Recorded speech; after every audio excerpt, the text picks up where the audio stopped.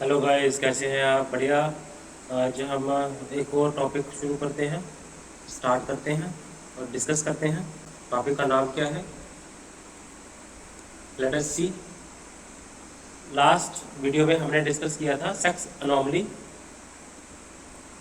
Aberrations को। उसमें हमने पढ़ा था क्लीन फिल्टर सिंड्रोम, हमने पढ़ा था टर्नर सिंड्रोम, हमने पढ़ा था सुपर फीमेल इंटरसेक्स, जिसमें 46 XX पढ़ा था हमने, 46 XY पढ़ा था, और साथ में इंटरगोनाड्स गोनाड्स हमें पढ़ा था। ओके। और हमने डिस्कस किया था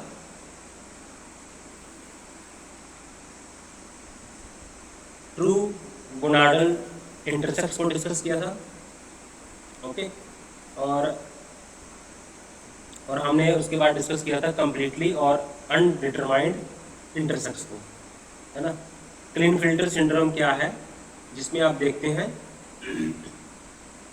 एक एक्स्ट्रा एक्स क्रोमोसोम होता है। टर्नर सिंड्रोम में एक क्रोमोसोम्स जो है वो एक्स क्रोमोसोम्स मिसिंग होता है। फिर इंटरसेक्स में हमने 46 XX इंटरसेक्स देखा। ठीक है। हमने सुपर फीमेल की बात की जिसमें एक्स्ट्रा एक्स क्रोमोसोम होता है। ओके। इंटरसेक्स में आपको डिस्क्रिमिनेशन बहुत ज़्यादा, सोसाइटी में डिस्क्रिमिनेशन देखने को मिलती है इन लोगों को। तो इनके जेनिटल्स अंदर से ये मेल्स होते हैं और बाहर से इनके जेनिटल्स जो है वो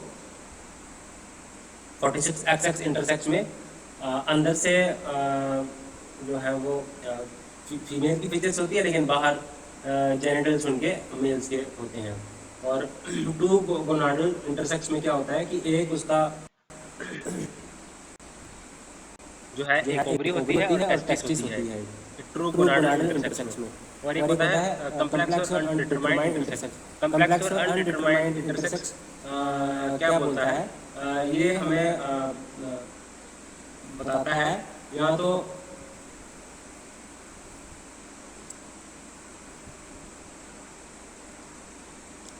इसमें 40 X क्रोमोसोम हो सकता है मिसिंग हो, ठीक है, या फिर 45 XO से हम डिनोट करते हैं, या फिर 47 ट्रिपल एक्स होता है, या फिर 47 डबल XY होता है।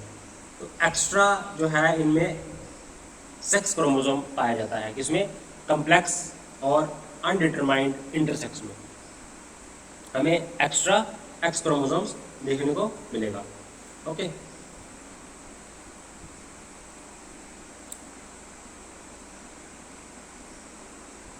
अब सिंड्रोमिक डिसऑर्डर क्या होता है? सिंड्रोमिक डिसऑर्डर होता है कि आपको क्या मिलेगा, एक मेजर या फिर दो माइनर आपको अनोमलीज देखने को मिलती हैं। ओके। आपने इतना ही याद रखना है, इसमें आपको एक मेजर और दो माइनर एनोमलीज देखने को मिलती हैं। ओके। तो अब हम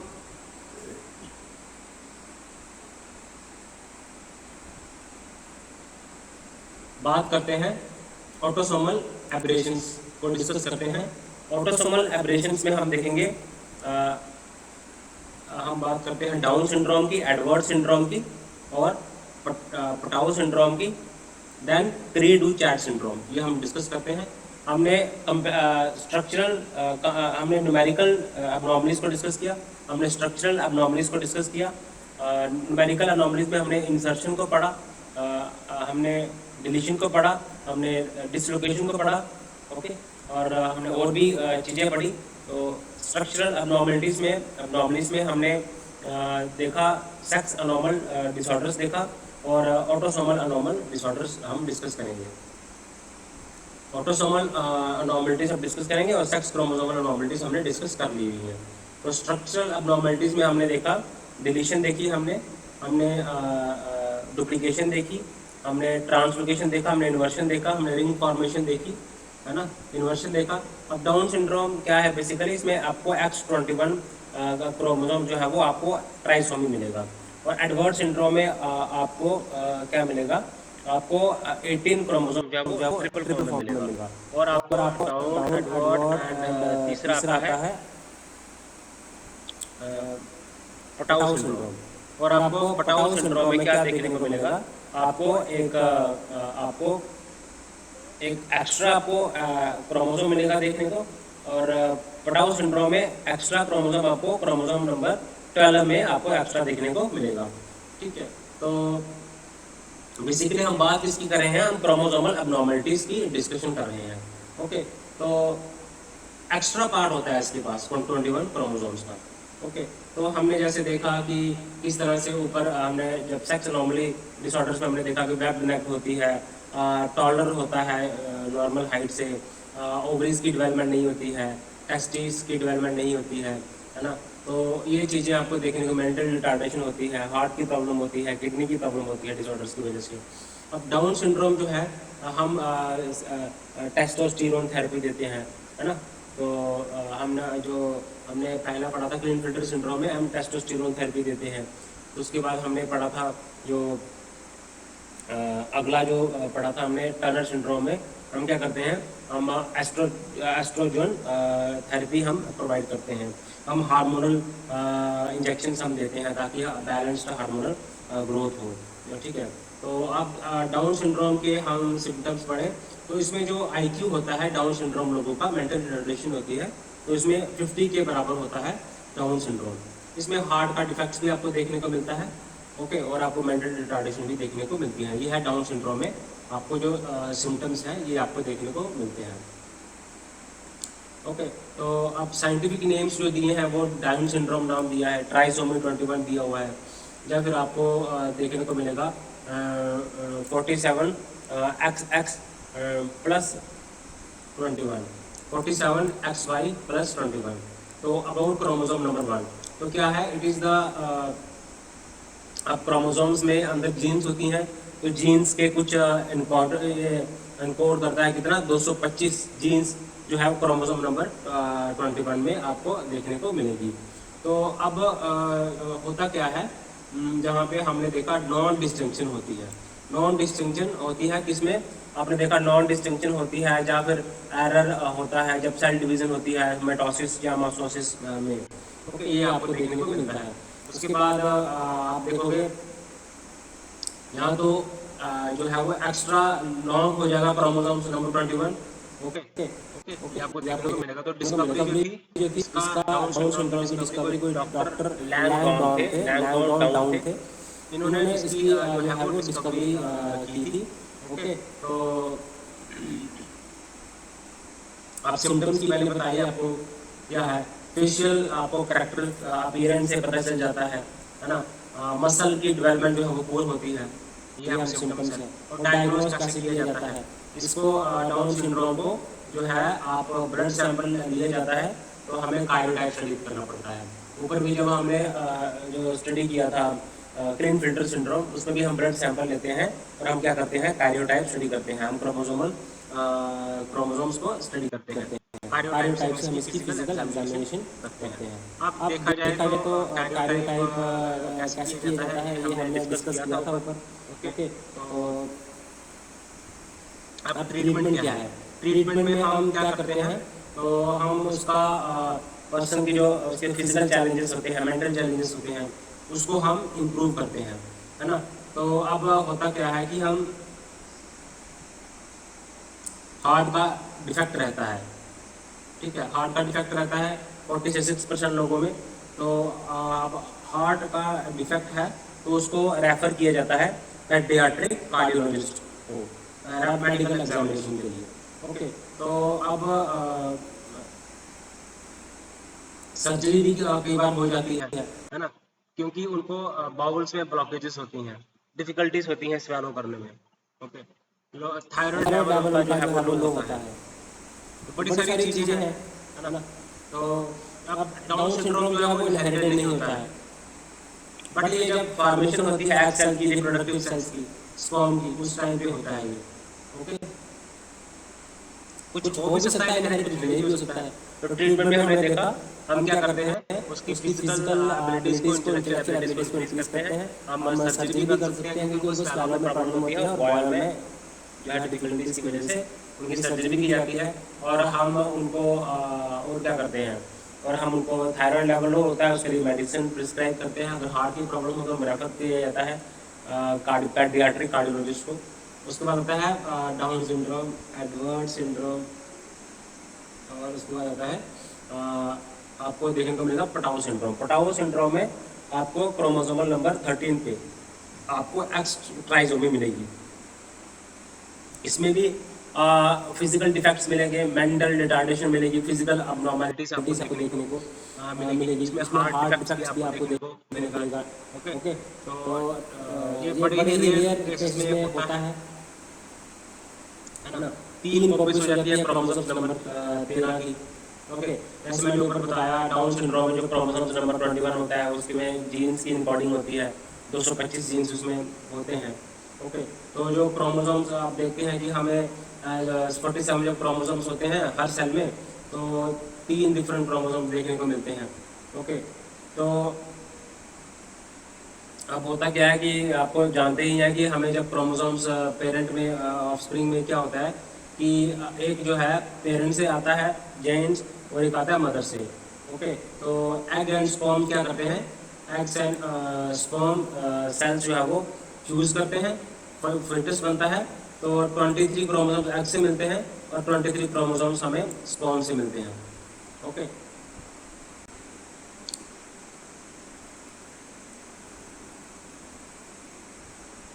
तो अब इसकी हमें टाइप्स भी देख सकते हैं।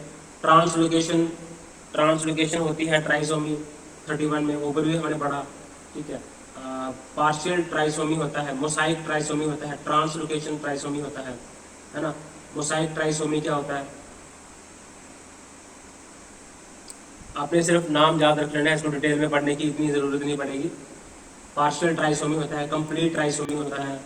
ओके, पार्शियल ट्राइसोमी क्या होता है कि सिर्फ पार्शियल जो है क्रोमोसोम नंबर 13 जो है वो इनहेरिट होता है पार्शियल, जहाँ पे कंप्लीट जो है वो एक्स्ट्रा क्रोमोसोम होता है। ओके, तो इसको हम क्या बोलते हैं, पटाओ सिंड्रोम बोलते हैं। तो अब क्या होता है कि एक कॉपीज जो होती है क्रोमोसोम्स नंबर की 13 कॉपीज होती हैं, 13 क्रोमोसोम्स जो है वो एक पेयर जो होता है, क्योंकि ट्राइसो पेरेंट साइड से आता है और दूसरा जो है वो पेयर्स बनाता है। अब इसमें क्या होता है कि क्रोमोसोम नंबर 13 में आपको डीएनए बिल्डिंग ब्लॉक्स मिलेंगे, डीएनए मिलेंगे, है ना। तो अब इस पे आपको जीन्स को आइडेंटिफाई करना है, जेनेटिक रिसर्च का एक इम्पॉर्टेंट हिस्सा है ना। तो अब नंबर ऑफ जीन्स कितने हैं क्रोमोसोम्स में वो भी देखना होता है। इसमें कम से कम ऊपर हमने पढ़ा था 250-225 जीन्स होते हैं। अब क्रोमोसोम नंबर 13 में आपको 300 से 400 जीन्स देखने को मिलेंगे, ज़्यादा जीन्स देखने को मिलेंगे। ठीक है, तो ये इसमें इनकोडेड होती है इंफॉर्मेशन, और जो एनकोडिंग होती है और जो इंस्ट्रक्शंस प्रोवाइड करते हैं जीन्स प्रोटीन्स बनाने में, तो डिफरेंट रोल्स जो है वो परफॉर्म करते हैं। ठीक है, तो ट्राइसोमी जो है वो आपने देखा होगा, जो हमने पढ़ा एडवर्ड सिंड्रोम, है ना। तो ये डिस्कवर किया था किसने, और डिसीज इज नेम्ड एज, हमने पटाओ सिंड्रोम नाम रखा इसका। तो अब क्रोमोसोमल नेचर जो थी इस डिसीज की वो किसने, डॉक्टर क्लॉस पटाओ थे, है ना। तो उन्होंने इसकी जो क्रोमोसोमल नेचर है इस डिसीज की, ऊपर वाली जितनी भी डिसीज है वो क्या, उसका सोर्स क्या है, वो क्रोमोसोमल सोर्स है उसका। क्रोमोसोमल में डिफेक्ट है, अबनॉर्मलिटीज है, ट्रांसलोकेशन है, डिसजंक्शन है, इन्वर्शन है, नॉन डिस्टिंक्शन है, ये हम चीज़ें हमने डिस्कस करी हैं।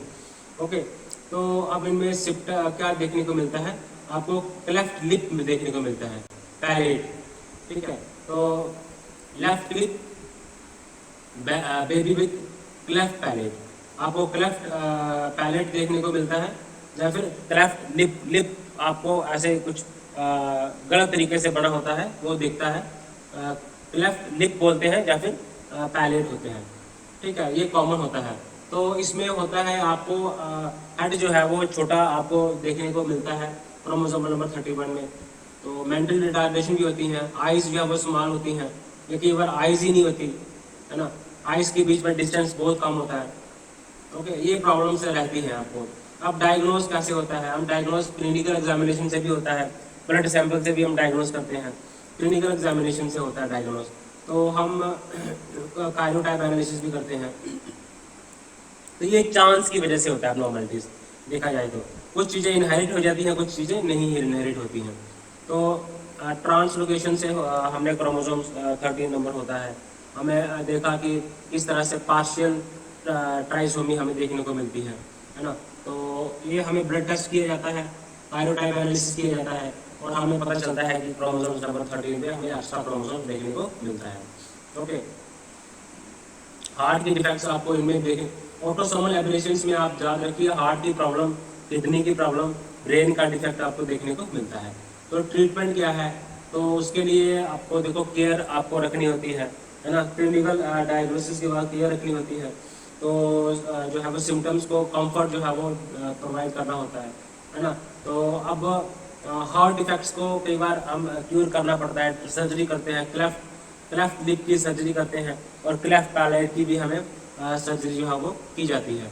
ओके, तो उसके बाद हम देखते हैं इनहेरिटेंस। अब ट्राइसोमी 13 उसके नाम भी जो है वो इनहेरिट नहीं होते हैं। तो ये रैंडम इवेंट्स हैं, केवल जब हेल्दी पेरेंट्स से भी जब एग्स और चांस की वजह से एग्स और जो स्पर्म सेल जब फ्यूज करते हैं तो एरर होती है सेल डिवीजन में, तो उसको हम बोलते हैं नॉन डिस्टिंक्शन। तो इसकी वजह से क्या होता है, abnormal नंबर ऑफ क्रोमोसोम जो है वो आ जाते हैं, एक्स्ट्रा कॉपी होती है। ओके, ये हमने पढ़ लिया। अब कुछ जो है वो इनहेरिट भी हो जाते हैं कई बार, है ना। उसके बाद हमने देखा एडवर्ड सिंड्रोम की बात करते हैं। एडवर्ड सिंड्रोम को हम ट्राइसोमी 18 भी बोलते हैं। हमने ट्राइसोमी 21 पढ़ा, हमने ट्राइसोमी 18 पढ़ा, हमने ट्राइसोमी 13 पढ़ा। तो ये क्या होता है कि इसमें ये भी एक क्रोमोसोमल कंडीशन है, ये भी एक अबनॉर्मल कंडीशन है, जिसमें अबनॉर्मलिटीज देखने को मिलती है। आप देखोगे इसमें बॉडी स्लो जो है वो ग्रोथ होती है ड्यूरिंग इनिशियल स्टेज में, और बर्थ वेट जो है वो कम होता है। ये आपको एडवर्ड सिंड्रोम में फिटस जो पेट के अंदर होता है जब बच्चा, उसी अंदर ही आपको स्लो ग्रोथ ऑब्जर्व करने को मिलती है, अटेंड रिटार्डेशन देखने को मिलती है, लो बर्थ वेट आपको देखने को मिलता है। तो इनमें भी आपको हार्ट के डिफेक्ट्स जो है वो आपको देखने को मिलते हैं। क्या देखने को मिलते हैं, हार्ट डिफेक्ट्स देखने को मिलते हैं, किडनी की प्रॉब्लम देखने को मिलती है। ओके, तो इसमें भी आप जैसे आपने डिस्कस किया, हमने डिस्कस किया Edward syndrome, Patau syndrome discuss किया, है ना। आपने एडवर्ड सिंड्रोम डिस्कस किया, आपने पटाउ सिंड्रोम, उसमें भी आपको हार्ट डिफेक्ट्स जो है वो देखने को मिलता है। आपको जो है किडनी प्रॉब्लम आपको देखने को मिलती है। ओके, साइज जो है वो हेड का कम होता है ना। तो ये मेंटल रिटार्डेशन कहीं पे, तो ये आपको आप फिजिकल एग्जामिनेशन, क्लिनिकल एग्जामिनेशन से भी चीज़ें ऑब्जर्व हो जाती हैं, या फिर कार्योटाइप एनालिसिस से भी ऑब्जर्व की जाती हैं। तो ट्रीटमेंट आपको फिजिकल केयर करने की ज़रूरत है, आपको केयर देने की ज़रूरत है उसके लिए, है ना। तो सर्जरी भी की जाती है एडवर्ड सिंड्रोम में। ओके, तो इसमें जो है स्मॉल जॉ, माउथ छोटा मिलेगा आपको, है ना। आपको अबनॉर्मल शेप्ड हेड मिलेगा ट्राइसोमी 13 में। ओके, तो आपको 3 कॉपीज होती हैं क्रोमोसोम्स की 18 पे, है ना। क्रोमोसोम्स की 3 कॉपीज होती हैं, 3 कॉपीज मिलेगी। तो क्रोमोसोम्स के अंदर एक में हमने देखा 225 क्रोमोसोम्स थे जो हमने पहला पढ़ा, उसको दूसरा जो पढ़ा हमने उसमें था कि 300 से 350 क्रोमोसोम्स के अंदर डीएनए होते हैं। तो डीएनए का काम क्या है, एनकोड करते हैं इंफॉर्मेशन, इंस्ट्रक्शंस प्रोवाइड करते हैं टू सिंथेसाइज प्रोटीन। तो जर्म सेल्स जो है, जर्म सेल्स आपको जो ईच जो है वो जर्म सेल्स क्या करता है, आपको देखा हमने किस तरह से जो है वो किस तरह से आपको ये डिस्जंक्शन होती है, ऊपर भी एक्सप्लेन किया है मैंने। नॉर्मल एरर होता है जब सेल की डिवीजन होती हैं। ओके, तो हमने देखा ट्राइसोमी, फुली ट्राइसोमी भी आपको देखने को मिलेगा, पार्शियल ट्राइसोमी भी देखने को मिलेगा, मोसाइक ट्राइसोमी। ठीक है, तो अब क्या होता है मोसाइक ट्राइसोमी, क्या होता है कि एक्स्ट्रा जो क्रोमोसोम्स होगा ना 18 नंबर, वो होगा कुछ सेल्स में आपको मिलेगा, सभी सेल्स में नहीं मिलेगा। तो ये इसको बोलते हैं मोसाइक ट्राइसोमी। एडवर्ड सिंड्रोम इसका नाम दिया है ना। अब 2 कॉपीज होती हैं। अब क्या होता है अबनॉर्मलिटीज, क्रोमोसोमल नंबर 18, इसमें जो है बहुत सारे डीएनए होते हैं, मिलियंस में डीएनए होते हैं, है ना। तो डीएनए होते हैं, तो अब टोटल जो है वो डीएनए होता है, टोटल डीएनए जो होता है सेल्स के अंदर वो 2.5% क्रोमोसोम नंबर 18 में होता है। तो ये एक्टिव जीन्स को आइडेंटिफाई करना क्रोमोसोम्स के ऊपर, डीएनए को आइडेंटिफाई करना, ये जेनेटिक रिसर्च का एक ठीक है। तो अब कितने जीन्स होंगे इस क्रोमोसोम्स में, तो एस्टिमेटेड नंबर ऑफ जीन्स जो है वो वेरीज करते हैं। तो इसमें आप देखने को मिलेंगे 200 से 300 जो है जीन्स आपको देखने को मिलेंगे क्रोमोसोम्स नंबर 18 में। तो डिफरेंट रोल्स करते हैं। तो एडवर्ड में जो हिल्टन जॉन एडवर्ड थे जिन्होंने क्रोमोसोम जो ट्राइसोमी 18 को जो है आइडेंटिफाई किया। ठीक है, तो डिफरेंट ऑर्गन्स इफेक्ट होते हैं। हेड जो है वो इफेक्ट होता है, फेस जो है वो इफेक्ट होता है, किडनी इफेक्ट होती है, हार्ट इफेक्ट होते हैं, बोन्स इफेक्ट होते हैं, नर्वस सिस्टम इफेक्ट होता है ना। तो इन चीज़ों को आपने डिस्कस किया। तो डायग्नोस कैसे कर सकते हैं, क्योंकि ये पेट के अंदर ही ये दिक्कतें शुरू हो जाती हैं, तो अल्ट्रासाउंड से हम इसको डिटेक्ट कर सकते हैं। ओके, तो हम क्या करते हैं, क्रोमोसोमल एनालिसिस भी हम कर सकते हैं। तो चाइल्ड के फेस देख के, उसका बॉडी फीचर्स देख के वो प्रिडिक्ट कर सकता है, सस्पेक्ट कर सकता है कि इसको ट्राइसोमी 18 है। उसके बाद फिर ब्लड सैंपल लिया जाता है। तो ब्लड सैंपल की जब टेस्ट होती है तो अब ये होता है कि बताया जाता है कि अब दूसरे बेबी में ट्राइसोमी होने की प्रोबेबिलिटी की है। अब क्योर क्या है, क्रोमोसोमल नंबर का 18 का कोई क्योर नहीं है। ठीक है, तो इसमें क्या होता है कि मेडिकल केयर की ज़रूरत होती है ना। न्यूट्रिशन आप दो, ट्रीटिंग इन्फेक्शंस को ट्रीट करो, हार्ट प्रॉब्लम्स को मैनेज, हर चीज़ को मैनेज करना है, न्यूट्रिशन को केयर देनी है ना। तो प्रॉपर मेडिकल केयर ज़रूरी है। ओके, तो अब क्या होता है कि बड़ा ही चांस का होता है कि वो बच्चा जो है वो सर्वाइव करे एज 1 तक, है ना। अब आगे की मेडिकल रिसर्च और जब होएगी तो अब उनको जो है चाइल्ड कोशिश की जा रही है कि बच्चा जो 1 साल में डेथ होती है उसकी 1 साल में डेथ ना हो, वो आगे चाइल्डहुड तक पहुँचे या फिर उससे आगे वो आगे स्टेज तक पहुँचे। ओके, तो इनहेरिटेंस क्या है, तो मोसाइक ट्राइसोमी जो है, पार्शियल ट्राइसोमी कुछ इनहेरिट भी होती हैं, कुछ नहीं होती हैं। ओके, ये आपने डिस्कस करना है। उसके बाद अगला हम डिस्कस कर रहे हैं क्री डू चैट सिंड्रोम। अब क्री डू चैट सिंड्रोम क्या है, इसमें आपको कैट के जैसे रोने की आवाज़ आपको सुनने को मिलेगी। बच्चा जब रोता है तो उसको जब रोता है तो उसको कैट की आवाज़, कैट के रोने की आवाज़ निकलती है। तो इसको हम बोलते हैं P minus P F P minus okay syndrome बोलते हैं, 5p- सिंड्रोम बोलते हैं। इसमें क्या होता है कि आपको जो क्रोमोसोम्स नंबर 5 होता है वो मिसिंग होता है कुछ पीस, इसीलिए 5p सिंड्रोम बोलते हैं, 5p सिंड्रोम बोलते हैं। तो इसमें क्या होता है कि हाई पिच क्राई होती है बच्चे की।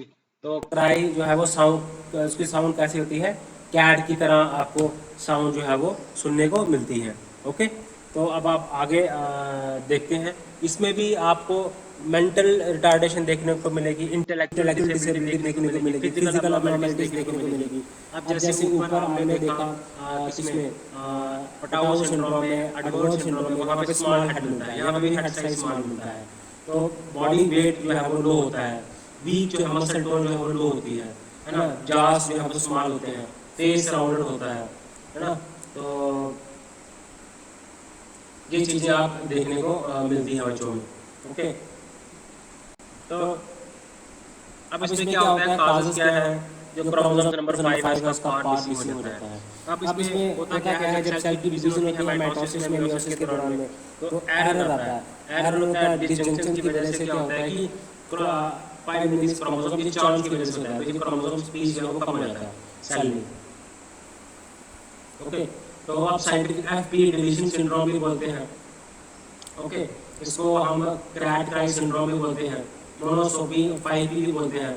तो इसको जो डिस्कवरी जो थी किसने की थी, प्रोफेसर लेज्यूने, LEJENUE, प्रोफेसर लेज्यूने ने इसकी डिस्कवरी की थी क्री डू चैट सिंड्रोम में। इसमें मेंटल रिटार्डेशन है, आइज जो है वो छोटी होती है ना, डेवलपमेंट में डिले डेवलपमेंट होती है, बट बॉडी बट कम होता है ना। तो इसमें आइज जो है वो दूर रहती है, वाइडली अपार्ट आइज होती हैं। आइज कम से कम ऐसे लगता है कि दूसरी डायरेक्शन में देख रही हैं। तो ओके,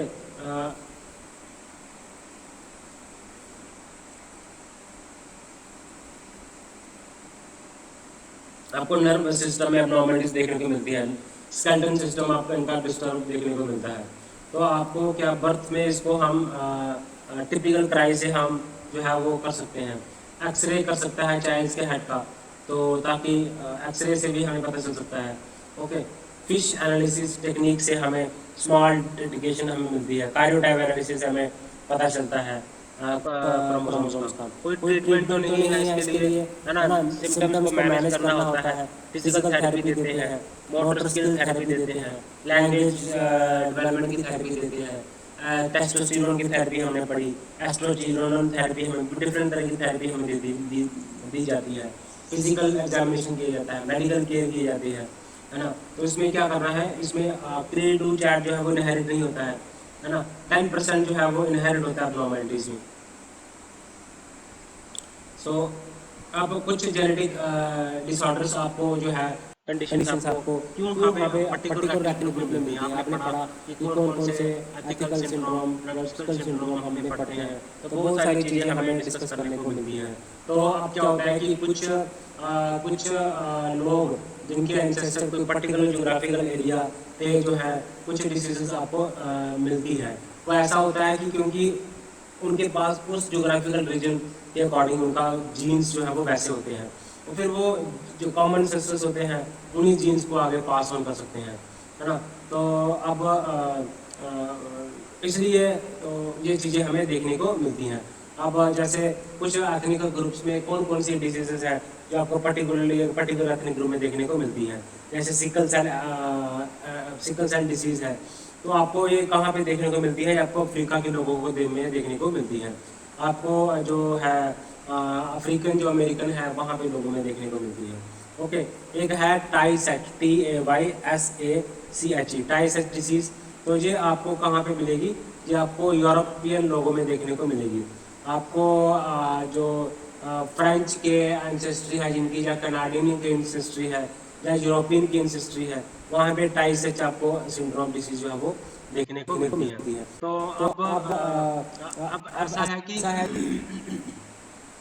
कोई भी डिसऑर्डर जो है वो किसी भी एथनिक ग्रुप में हो सकता है, बट जनरली जब रिसर्चर्स या साइंटिस्ट जो है वो एनालिसिस करते हैं, कार्योटाइप एनालिसिस करते हैं, फिश टेक्निक से स्टडी करते हैं, क्रोमोसोमल एब्नॉर्मलिटीज को स्टडी करते हैं, तो जीन्स की एनालिसिस करते हैं, तो ये वो पाते हैं कि कुछ ऐसे डिसीजेस हैं जैसे सिकल सेल है, ये आपको प्रोमिनेंटली कहाँ पे देखने को मिलती है, अफ्रीका में देखने को मिलती है, और अफ्रीकन अमेरिकन में आपको देखने को मिलती है।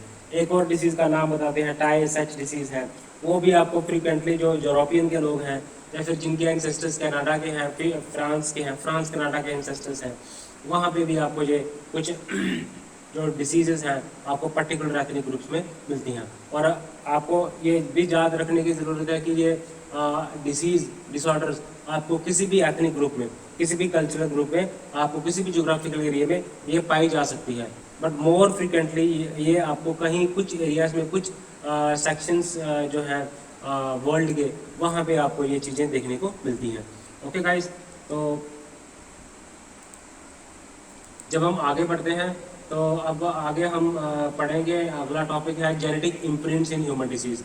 अब जेनेटिक इम्प्रिंट्स क्या होता है ह्यूमन डिसीज में, तो इसके बाद हम पढ़ेंगे जेनेटिक, हम स्क्रीनिंग करते हैं, क्या है जेनेटिक स्क्रीनिंग, जीन्स का ही हम पढ़ रहे हैं सारा, 9.4 टॉपिक है ये। उसके बाद जेनेटिक हम काउंसलिंग करते हैं, स्क्रीनिंग हो जाएगी तो फिर हम काउंसलिंग भी करेंगे। कई बार हम ह्यूमन प्रोफाइलिंग करते हैं, ये हमने पहले ही पढ़ा है, जीन की मैपिंग कर जाती है। उसके बाद फिर हम जीनोम स्टडी, इसमें भी हम जीन मैपिंग करते हैं, जीन की प्रोफाइलिंग की जाती है। ओके, अब हम बात करते हैं जीनोमिक्स में। हम देखते हैं कि हम जो जीन्स के कंप्लीट सेट हैं, जीन्स कहाँ पे मिलेंगे, क्रोमोसोम्स के अंदर मिलेंगे। किसी क्रोमोसोम्स में 300 जीन्स मिलेंगे, किसी में 250 जीन्स मिलेंगे, किसी में 400 जीन्स मिलेंगे। तो वो जीन्स क्रोमोसोम्स में जो पेयर में मिलेंगे, हर सेल में मिलेंगे, तो सेल के न्यूक्लियस के अंदर मिलेंगे। तो जीन्स क्या है बेसिकली, तो हम क्या करते हैं जेनेटिक्स में, हम इन्हीं जीन्स को स्टडी करते हैं, हम इन्हीं ट्रेड्स को स्टडी करते हैं, हम जीनोटाइप्स को स्टडी करते हैं, फिनोटाइप्स को स्टडी करते हैं, उनका आपस में रिलेशन क्या है उनका स्टडी करते हैं, एनवायरनमेंट कैसे थ्रेट पोज करता है, कैसे हम मेथड्स क्या है जेनेटिक स्टडी करने के, मेंडेलियन प्रिंसिपल्स का क्या रोल है इसमें, वो हम स्टडी करते हैं। ओके, तो जेनेटिक्स को इंट्रोड्यूस किया था जेनेटिक मेंडल जो थे, वो उनको कहा जाता है फादर ऑफ जेनेटिक्स। अब जीनोमिक्स का किसने दिया था, ये टॉम रोड्रिक का नाम आपने याद रखना है। जो जो साइंटिस्ट के नाम आते जाते हैं आपने अलग से नोटबुक में इनके नाम लिख लेने हैं, ट्राइब्स के मैंने बताता हूँ आपको, उनके अलग नाम लिख लेने हैं, किस ज्योग्राफिकल रीजन में रहते हैं, क्या उनके थोड़े बहुत उनके सोशियल कैरेक्टरिस्टिक्स क्या है, इकोनॉमिक कैरेक्टरिस्टिक्स क्या है। ओके, तो टॉम रॉड्रिक जो थे इन्होंने जीनोम्स की फाइंड आउट की। तो इसमें हम इंटायर जीनोम के ऊपर हमारा फोकस होता है। तो इसमें हम इंडिविजुअल के जीन्स के ऊपर हम करते हैं। तो इसमें हम बायोलॉजी के स्टडी है, इससे हम मॉलिक्यूलर बायोलॉजी का इस्तेमाल करते हैं, बायो इन्फॉर्मेटिक्स का प्रोवाइड करते हैं। इसमें इंटरेक्शन को हम स्टडी करते हैं, इसमें सिंगल जीन की हम स्टडी करते हैं। ओके, तो जीन्स का क्या है बेसिकली, जीन्स कहाँ किसके बने हुए हैं, क्रोमोसोम्स के अंदर क्या है, जीन्स हैं, जीन्स किसके बने हुए हैं, डीएनए है। तो डीएनए क्या है, तो वो कोडिंग करता है प्रोटीन की। तो सम टोटल ऑफ जीन क्या है बेसिकली, डीएनए करता है। ठीक है, तो हम देखते हैं अब जीनोम क्या है, सेल के न्यूक्लियस में पाया जाता है। अब एपिजेनेटिक्स क्या चीज है, एपिजेनेटिक्स क्या करते हैं,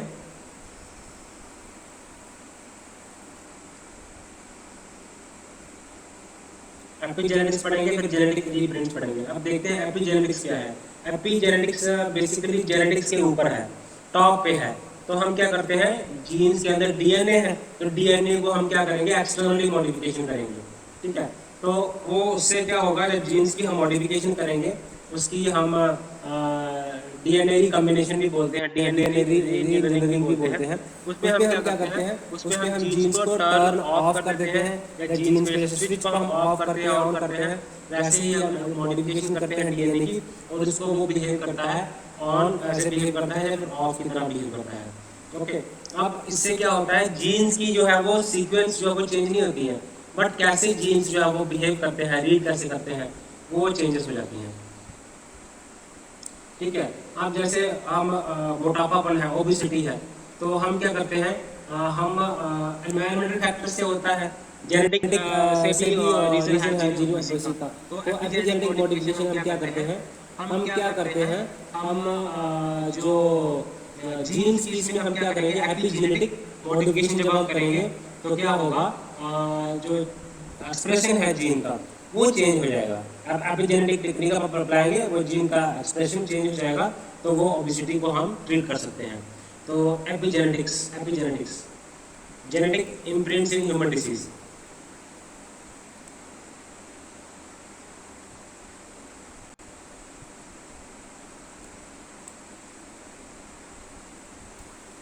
अब जेनेटिक इम्प्रिंट्स क्या है, जेनेटिक इम्प्रिंट्स क्या है, दो जीन्स जो है वो, तो हम जानते हैं कि जीन्स की जो दो कॉपीज हैं जीन्स की, वो एक कॉपी क्रोमोसोम्स है, जीन्स है, एक कॉपी आती है फादर साइड से, एक कॉपी आती है मदर साइड से। जीन्स का भी एक कॉपी फादर साइड से आती है, एक कॉपी मदर साइड से आती है। अब होता क्या है, जीन्स जो है वो एक्टिव होते हैं, लेकिन क्या होता है कि कुछ केसेस में तो नॉर्मली जो है वो टर्न ऑन होता है, तो है ना। तो अब क्या होता है कि अब जब जीन्स ऑन है ऑफ है, अब उसकी वो डिपेंडेंसी है कि वो जीन्स जो है वो पेरेंट्स से, मदर से आया है या फादर से आया है। ठीक है, तो उसको हम क्या करते हैं, उस फिनोमेना को हम बोलते हैं जीनोमिक इम्प्रिंटिंग। जीनोमिक इम्प्रिंटिंग में क्या होता है कि जीन्स आपको डिफरेंटली बिहेव करेगा। वो डिफरेंटली क्यों बिहेव कर रहा है, क्योंकि वो आया है मदर साइड से या फिर आया है फादर साइड से। हो सकता है फादर साइड से जीन आएगा, तो वो हो सकता है अगर फादर वाली साइड से जीन ऑफ आएगा तो फिर मदर वाली साइड से जीन ऑफ आएगा। किस तरह से वो उसकी डिपेंडेंसी है। तो हम क्या करते हैं, इसमें हम डीएनए के सीक्वेंस को चेंज नहीं करते हैं। ठीक है, तो इसमें हम क्या करते हैं, जेनेटिक इम्प्रिंटिंग से हम दो एलीलीज को हम दो में से एक एलीलीज को हम साइलेंस कर देते हैं। मैटरनल इम्प्रिंटिंग क्या होती है, जब मदर वाली साइड से जो एलीलीज आई है वो साइलेंट हो। जब पेरेंटल ट्रेनिंग क्या होती है, तो उसको साइलेंस किया जाता है। मैटरनली उसके जो paternal imprinting, maternal imprinting, paternal imprinting. तो एलीली मदर वाली साइड से नेगेटिव है, ऑफस्प्रिंग में मैटरनल इम्प्रिंटिंग बोलते हैं। तो अब दो मैकेनिज्म, एक तो डीएनए मिथाइलेशन किया जाता है ना। डीएनए मिथाइलेशन क्या है, एपिजेनेटिक मॉडिफिकेशन का तरीका है। ठीक है, तो हम क्या करते हैं, स्मॉल केमिकल ग्रुप जो है जिसको हम बोलते हैं मिथाइलेशन, मिथाइल ग्रुप जो है आपने केमिस्ट्री में अगर पढ़ी है आपने तो मिथाइल ग्रुप क्या होता है, उसको हम अटैच करते हैं डीएनए बिल्डिंग ब्लॉक्स के साथ। जब मिथाइल ग्रुप जीन्स के ऊपर प्रेजेंट करेगा तो जिस जो है वो जीन के ऊपर वो उसको अटैच कर दिया जाएगा, वो जीन जो है वो इनएक्टिव हो जाएगा, वो प्रोटीन की वो प्रोटीन वहाँ उस जीन से प्रोड्यूस नहीं होएगा। ये डिफरेंट रोल्स जो है वो जीन्स प्रोड्यूस करते हैं। ओके, हिस्टोन मॉडिफिकेशन से भी करते हैं। तो अब क्या होता है, हिस्टोन क्या है, तो प्रोटीन्स होते हैं सेल्स के न्यूक्लियस के अंदर। तो क्या होता है कि जो डीएनए जो है उसको रैपिंग कर दी जाती है अराउंड हिस्टोन, ठीक है। तो क्रोमोसोम्स की वैसे उसकी शेपिंग कर दी जाती है। तो ठीक है, तो हिस्टोन्स हम क्या करते हैं, एडिशन करते हैं केमिकल ग्रुप की करते हैं, तो मिथाइल ग्रुप की लगाते हैं, ठीक है। तो क्या होता है कि डीएनए जो है वो रैपिंग हो जाती है, डीएनए की रैपिंग हो जाती है अराउंड हिस्टोन। तो उसके रैपिंग से भी हम डीएनए की रैपिंग कर सकते हैं, या फिर हम क्या करते हैं, हमने देखा कि जैसे हिस्टोन मॉडिफिकेशन से मिथाइलेशन, मिथाइल ग्रुप अटैच कर देते हैं डीएनए के साथ, तो वो टर्न ऑफ हो जाता है। या फिर क्या करता है, जो हिस्टोन मॉडिफिकेशन से क्या होता है कि हिस्टोन जो है हाँ वो डीएनए जो है वो रैप हो जाता है सेल न्यूक्लियस के अंदर, प्रोटीन्स के अराउंड रैप हो जाता है। ओके। तो अब इसकी बहुत जो है वो ये इम्पोर्टेंट जो है वो सिग्निफिकेंस है। आपने इसकी प्रैक्टिकल एप्लीकेशंस को स्टडी करना है। क्या इसको रिवर्सिबल भी कर सकते हैं? यस, रिवर्सिबल फॉर्म है जीन एक्टिवेशन का, ठीक है। तो अब म्यूटेशन क्या चीज़ है, तो म्यूटेशन जेनेटिक अब डीएनए के सीक्वेंस को इफेक्ट नहीं करता है, लेकिन जीनोमिक म्यूटेशन क्या है, तो एक्सप्रेशन को वो उसको सीक्वेंस को इफेक्ट करता है, डीएनए सीक्वेंस को इफेक्ट करता है म्यूटेशन। लेकिन जो हमारा जो है हम जो अभी पढ़ रहे हैं जेनेटिक इम्प्रिंटिंग, ये आपको जीन को जीन के सीक्वेंस को इफेक्ट ये नहीं करता है। It does not effect gene sequence. Okay, तो कैरेक्टरिस्टिक्स हमने डिस्कस की। अब डिसीजेस रिलेटेड टू इम्प्रिंटिंग, अब डिसीजेस रिलेटेड जो क्या है किस तरह से होता है, तो हमें क्या होता है कि डिसीज हो सकता है कि डिलीशन हो जाए, म्यूटेशन हो जाए जीन्स में, है ना। तो आपको इम्प्रिंटिंग की वजह से जो है वो म्यूटेशन की वजह से इम्प्रिंटिंग हो जाएगी, या फिर हम उसको जब इम्प्रिंटिंग जो है वो सही तरीके से नहीं की जाती है, तब भी ये आपको डिसीजेस हो जाती हैं। तो अब बेसिकली जो फिनोटाइपिक कैरेक्टरिस्टिक्स हैं वो डिपेंड करता है कि क्या जीन की इम्प्रिंटिंग कैसी है ना, कि किस तरह की उसमें म्यूटेशन हुई है ना। तो एक है, हम बात करते हैं प्राडर विली सिंड्रोम है, एक है एंजलमैन सिंड्रोम। ओके, इसमें भी आपको क्या देखने को मिलता है, इसमें जो क्रोमोसोम्स नंबर 15 है वहाँ पे आपको डिलीशन देखने को मिलता है, या फिर आपको म्यूटेशन वहाँ पे देखने को मिलती है, ठीक है। तो अब इस रीजन को इनएक्टिव किया जाता है ना। तो part is imprinted on the paternal chromosomes. Okay, तो होता क्या है कि जब क्रोमोसोम्स नंबर 15 में जब की जाता है डिलीशन हो जाती है, ओके, तो उसको हम बोलते हैं प्राडर-विली सिंड्रोम। तो उसको हम रीप्रिंट कर देंगे, उसको हम इनएक्टिव कर देंगे। तो एंजलमैन सिंड्रोम में क्या होता है, एंजलमैन सिंड्रोम में भी जो है डिलीशन क्रोमोसोम्स होता है, जब फीमेल वाली साइड से आपको जो क्रोमोसोम्स नंबर आपको कहाँ डिलीट होगा क्रोमोसोम नंबर, उसको हम बोलते हैं एंजलमैन सिंड्रोम। प्राडर-विली सिंड्रोम होता है जब डिलीशन क्रोमोसोम 15 क्रोमोसोम नंबर जब फादर वाली साइड से हो। तो जब मैटरनली जब आप पैटर्नली इनहेरिट करते हैं तो उसको बोलते हैं प्राडर-विली सिंड्रोम। जब आप मैटरनली इनहेरिट करते हैं डिलीटेड क्रोमोसोम नंबर 15 को, उसको हम बोलते हैं Angelman syndrome. Prader Willi syndrome and Angelman syndrome. आपने ज़्यादा डिटेल में नहीं पढ़ना है, इसको यहाँ तक ही रखो, ठीक है। उसके बाद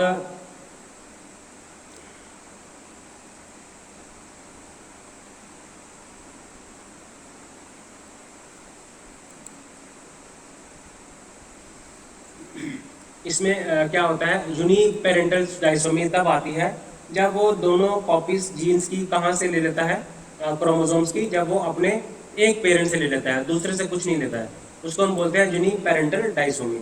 यूनिक पेरेंटल डाइसोमी में दो चीज़ें आती हैं, बैक विथ विटमैन सिंड्रोम और रशियल, इसमें दो आता है, Beckwith Wiedemann syndrome, Beckwith Wiedemann syndrome, और दूसरा आता है रसेल सिंड्रोम।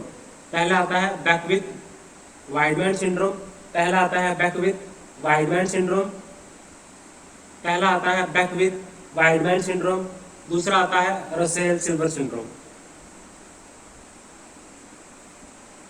तो हमें देखने को मिलेगा डिसीजेस कौन कौन सी इम्प्रिंटिंग के लिए मिलती है। पहले आता है प्राडर विली सिंड्रोम, हमने देखा, जो पैटर्नली इनहेरिटेड डिलीटेड क्रोमोसोम्स नंबर 15 होता है। और उसके बाद आता है Angelman syndrome, मैटरनली inherited chromosome number 15 होता है। उसके बाद यूनिडाइसोमी आता है, जिसमें आपको दो मिलेंगे, जब आपको दोनों के दोनों क्रोमोसोम जो है वो एक पेरेंट से ऑक्यूपाई किए जाते हैं। इसमें हम क्या करते हैं, बैक विथ वाइडमैन सिंड्रोम है, ठीक है, बैक विथ वाइडमैन सिंड्रोम है, ओके। और दूसरा है आपको रसेल सिल्वर सिंड्रोम। इसमें आपको क्या देखने को मिलेगा, ओवर ग्रोथ देखने को मिलेगी, या फिर ओवर ग्रोथ देखने को मिलेगी, अब नॉर्मलिटीज देखने को मिलेगी, शुगर लेवल लो मिलेगा, तो ज़्यादा जो है वो ज़्यादा इंसुलिन होगा। शुगर लेवल लो है तो इट मीन्स, अगर शुगर लेवल हाई है इट मीन्स इंसुलिन कम हो रहा है सेक्रेट।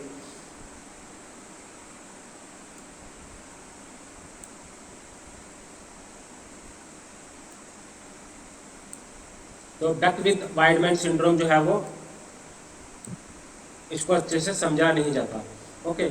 उसके बाद रसेल सिल्वर सिंड्रोम है, Beckwith Wiedemann syndrome, Russell syndrome, Angelman syndrome, Prader Willi syndrome, Beckwith Wiedemann syndrome, Russell syndrome. इसमें क्या होता है, ग्रोथ रिटार्डेशन देखने को मिलती है ना, तो ग्रोथ की डेफिशिएंसी मिलती है। टिपिकल आपको शॉर्ट स्ट्रेचर देखने को मिलता है, हार्ट का सर्कमफ्रेंस आपको ऊपर आपको लॉन्ग स्ट्रेचर देखने को मिलेगा, यहाँ पे शॉर्ट स्ट्रेचर देखने को मिलेगा, ओके। आपको इंक्रीज्ड जो है वो रिस्क देखने को मिलेगा, ओके। हम आगे बढ़ते हैं। अब जो है इसमें आपको डेवलपमेंटल डिलेस आपको देखने को मिलेंगे, डिले डेवलपमेंट होता है, आपको लर्निंग डिसेबिलिटीज आपको देखने को मिलती हैं, है ना, इसमें रसेल सिल्वर सिंड्रोम में, ओके। तो ये आपने आपने इसके सिम्टम्स देखने हैं, इनका ट्रीटमेंट देखना है, इनका क्या है ये डिफाइन करना है इनको, ओके। अब कंक्लूजन में हम देखते हैं कि इंक्रीजेस हो रहे हैं, इम्प्रिंटिंग जो डिसऑर्डर्स हो रहे हैं वो इंक्रीजिंग हो रहे हैं। जेनेटिक इम्प्रिंटिंग के केसेस जब वो चिल्ड्रन में हमें ज़्यादा देखने को मिलते हैं, ओके। जब हम असिस्टेड रिप्रोडक्टिव टेक्नोलॉजी जैसे विट्रो फर्टिलाइजेशन जब हम अपना रहे हैं, तो उसकी वजह से क्या हो रहा है, इम्प्रिंटिंग डिसऑर्डर्स आपको ज़्यादा देखने को मिल रहे हैं। तो इस तरह से प्रॉपर इम्प्रिंटिंग नहीं हो पाती और जो है वो ट्रांसफर हो जाता है अर्ली एम्ब्रायनिक डेवलपमेंट में।